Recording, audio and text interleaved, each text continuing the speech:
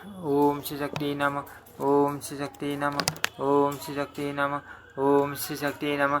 श्री रामा अवतार की कथा जन्म का प्रसंग। श्री रामा अवतार की कथा जन्म का प्रसंग। श्री महाराज जी कहते हैं, पार्वती पूर्व काल की बात है।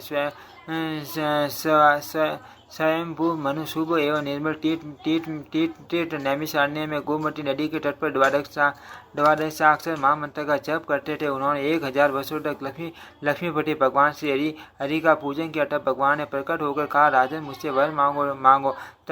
तब स्वयंभू मनु ने बड़ी प्रसन्नता के साथ कहा, अश्व देवेश्वर, आप 3 जन्मों तक मेरे पुत्र हो। मैं पुत्र भाव से आप पुरुषोत्तम का भजन करना चाहता हूँ। उनके ऐसा कहने पर भगवान लक्ष्मीपति बोले, नरश्रेष्ठ, आपके मन में जो अभिलाषा है वह अवश्य पूर्ण होगी। आपका पुत्र होने में मुझे बड़ी प्रसन्नता है। जगत के पालन तथा धर्म की रक्षा प्रयोजन उपस्थित होने पर भिन्न समय आपके जन्म लेने के पश्चात मैं भी आपके यहाँ अवतार लूंगा। अनग साधु पुरुषों की रक्षा, पापियों का विनाश और धर्म की स्थापना करने के लिए मैं प्रत्येक युग में अवतार लेता हूँ। इस प्रकार स्वयंभू मनु को वरदान दे श्री हरि वहीं अंतर्ध्यान हो गए। उन स्वयंभू मनु का पहला जन्म रघुकुल में हुआ। वहाँ वे राजा दशरथ के नाम से प्रसिद्ध हुए। दूसरी बार वे विष्णु वंश में वसुदेव रूप से प्रकट हुए। फिर जब कलयुग के 1000 दिव्य वर्ष व्यतीत हो जाएंगे तो चंबल नामक गांव में वे हरिगुप्त ब्राह्मण के रूप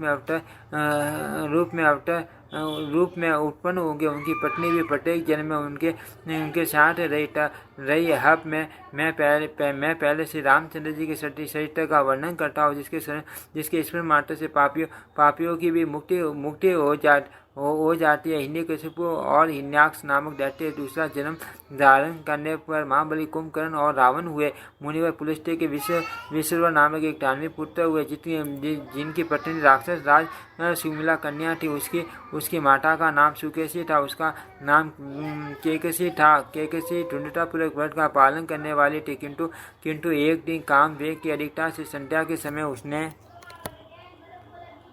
उसने माँ मुनि विश्वा के साथ रमन किया। अर्थ समय के दोष से उसके गर्भ से दो तमोगुणी पुत्र उत्पन्न हुए, जो बहुत ही बलवान थे। संसार में वे रावण और कुंभकर्ण के नाम से विख्यात हुए। केकसी के गर्भ से एवं एक शूर्पणखा नाम की कन्या भी हुई, जिसका मुख बड़ा ही विकराल था।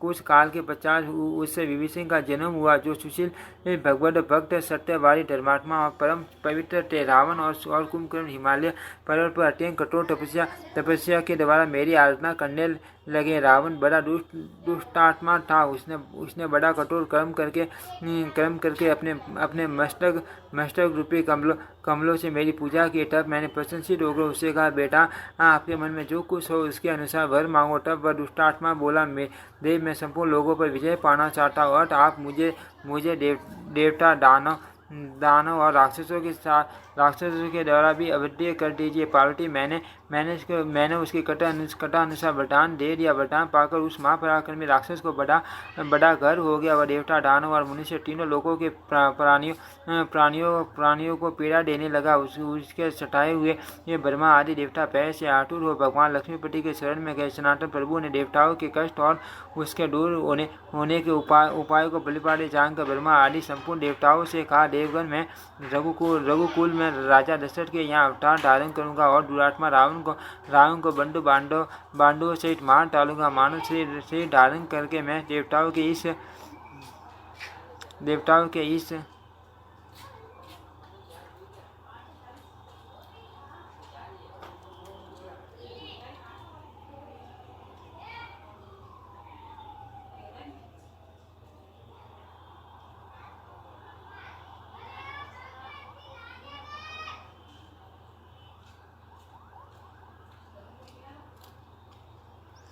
देवताओं के इस कंठ को उखाड़ फेंकूंगा। ब्रह्मा जी के साप से आप लोग भी गंधर्व और अप्सरा से वानर योनि में उत्पन्न हो मेरी सहायता करो। देवादिदेव श्री विष्णु के ऐसा कहने पर संपूर्ण देवता इस पृथ्वी पर वानर रूप में प्रकट हुए। उत्तर सूर्य वंश में वैवस्वत मनु के पुत्र राजा इक्ष्वाकु हुए, जो समस्त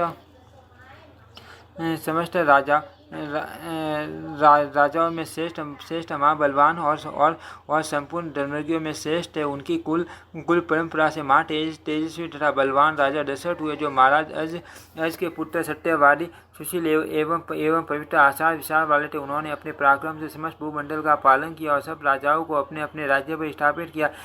कौशल नरेश के एक सर्वांग सुंदरी कन्या थी, जिसका नाम कौशल्या था। राजा दशरथ ने उसी के साथ विवाह किया। तदनंतर मगध राजकुमारी सुमित्रा उनकी द्वितीय पत्नी थी। कैकेयी नरेश की कन्या कैकेयी, जिसके नेत्र कमलदल के समान विशाल थे। महाराज दशरथ की तीसरी भार्या हुई। इन तीनों धर्मपत्नियों के साथ धर्मपरायण होकर राजा दशरथ पृथ्वी का पालन करने लगे। अयोध्या नाम की नगरी, जो शरीर के तीर पर बसी हुई है, महाराज की राजधानी थी। वह सब प्रकार के रत्नों से भरी पूरी और धन तारने से संपन्न थी। वह सोने की चार दीवारी से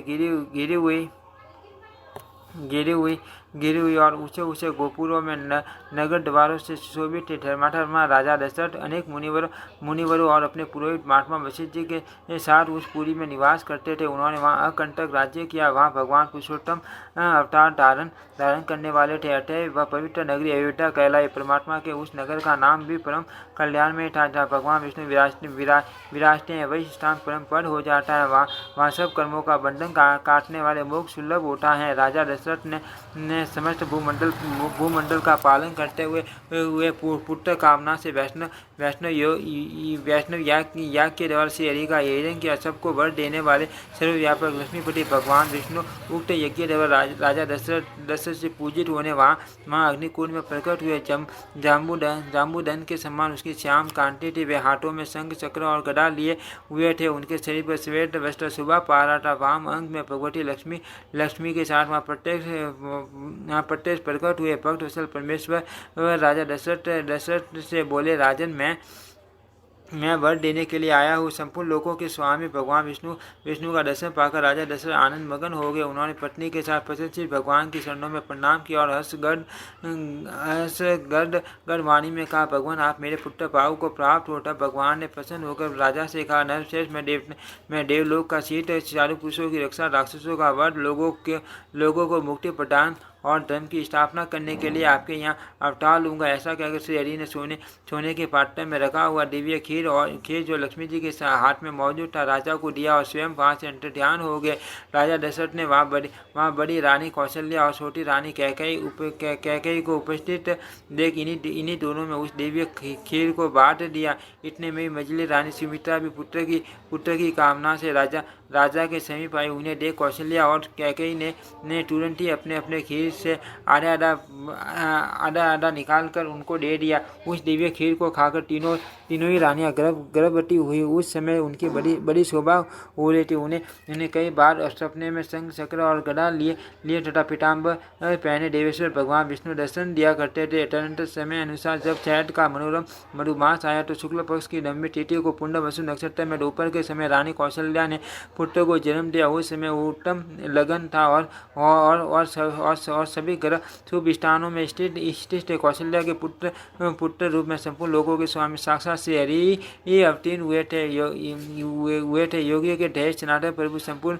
उपनिषदों के प्रतिपाद्य तत्व अनंत संसार की सृष्टि रक्षा और प्रलय के हेतु रोग शोक से रहित सर्व प्राणियों को शरण देने वाले और सर्वपुत्र स्वरूप परमेश्वर हैं। जगदीश्वर का अवतार होते ही आकाश में देवताओं की दुडुम्बियां बढ़ने लगी। श्रेष्ठ देवताओं ने फूल बरसाए। प्रजापति आदि देवगण विमान पर बैठकर मुनियों के साथ हर्ष गदगद हो स्तुति करने लगे। ओम श्री शक्ति नमः, ओम श्री शक्ति नमः, ओम श्री शक्ति नमः, ओम श्री शक्ति नमः।